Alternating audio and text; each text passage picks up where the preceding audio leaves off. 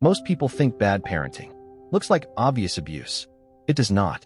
The most damaging forms of bad parenting are the ones that look completely normal from the outside and feel completely normal to the family living inside them. Today we are going to go deeper than any short video can go. We are going to talk about what bad parenting actually is, what it does to a teenager's brain and future, the different forms it takes, and most importantly, what can be done about it. Whether you are a teenager trying to understand why you feel the way you feel, or a parent who wants to make sure they are not doing damage they cannot see, this video is for you. Let us start with what bad parenting actually looks like. Section 1. The forms of bad parenting nobody talks about. Form 1. Emotional unavailability. This is the parent who is physically present but emotionally absent. They provide food, shelter, education. They show up to school events. They are not violent. They are not abusive in any way that would be recognized by the outside world. But when their teenager comes to them with something emotional, fear, confusion, heartbreak, failure, they shut down. They change the subject. They give practical advice when what was needed was simply to be heard. Over time, the teenager learns a devastating lesson: my emotions are not welcome here. And that lesson travels with them into every relationship they will ever have. Form 2. Conditional love. This is the parent whose warmth, approval, and affection are tied directly to the teenager's performance. When the grades are good, the parent is warm and engaged. When the grades drop, the parent becomes cold and distant. The teenager experiences this and learns, I am only lovable when I am performing well. This becomes the operating system for how they see themselves for the rest of their life. They become adults who cannot receive love without feeling suspicious of it, who cannot fail at anything without feeling worthless, who drive themselves into the ground chasing achievement, not because they want to, but because rest feels like being unloved. Form 3. Authoritarian control. This is the parent who rules through fear rather than relationship. Rules without reasons. Obedience without understanding. Punishment without conversation. The message this sends to a teenager is, your opinion does not matter. Your feelings do not matter. What matters is compliance. Research from the American Psychological Association shows that teenagers raised in authoritarian households are significantly more likely to rebel destructively, struggle with self-esteem, and have difficulty making independent decisions in adulthood. Because they were never taught to make decisions. They were only ever taught to obey. Form 4. Neglect, disguised as freedom. This is the parent who confuses giving a teenager space with giving them no guidance at all. They do not set boundaries because they do not want conflict.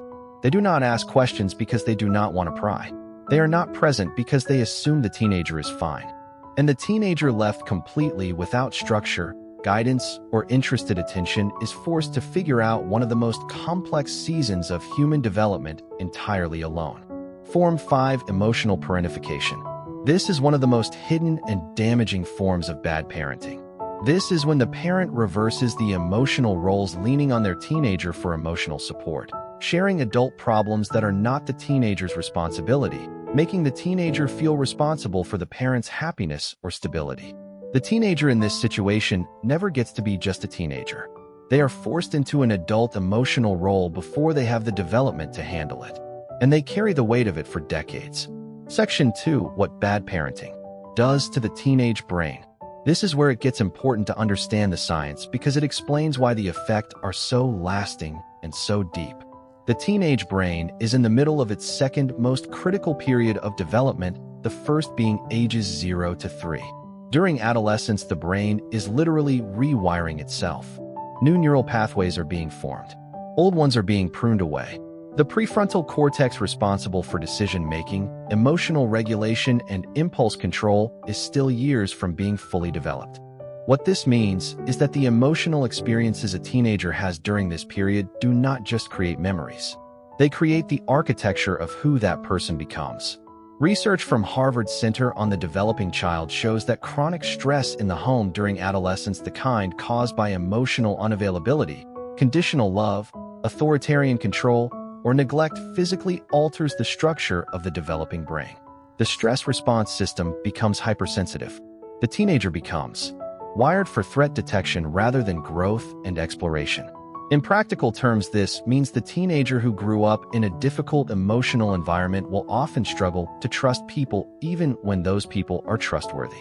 react to small stresses as if they are catastrophic threats, have difficulty regulating their emotions in relationships, seek validation constantly because they never had a secure base, sabotage good things in their life because good things do not feel safe. None of this is weakness.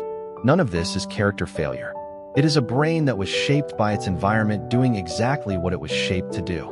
Section 3. What teenagers can do with this information. If you are a teenager watching this and recognizing your own home in what has been described, this section is specifically for you. First, understanding is not the same as accepting. Knowing where your patterns came from does not mean you have to keep living by them. The brain that was shaped by experience can be reshaped by new experience. This is one of the most well-documented findings in neuroscience neuroplasticity. Your brain can change. You can change, but it requires deliberate effort and often professional support. Second, your parents' limitations are not your destiny. Most parents who caused harm did not set out to cause harm. Most emotionally unavailable parents had emotionally unavailable parents of their own. Most parents who used fear and control were themselves raised with fear and control. This does not excuse the impact, but it does explain the pattern, and understanding the pattern is the first step to breaking it. Third, seek support. If what has been described in this video resonates with your experience, please consider speaking to a school counselor, a trusted adult, or a mental health professional. The patterns created by difficult parenting do not have to be permanent, but breaking them is easier with help than alone. Section 4. What parents can do with this information. If you are a parent watching this and recognizing yourself in any of the forms described, this section is for you. And before anything else, the fact that you are watching this video, asking these questions, and willing to look at yourself honestly already separates you from the parents who never do. That matters. Here is what the research says works for parents who want to shift the dynamic with their teenager. Number 1, repair matters more than perfection. You do not need to have been a perfect parent. Nobody is. What the research consistently shows is that what matters most is not the absence of mistakes, it is the willingness to repair them.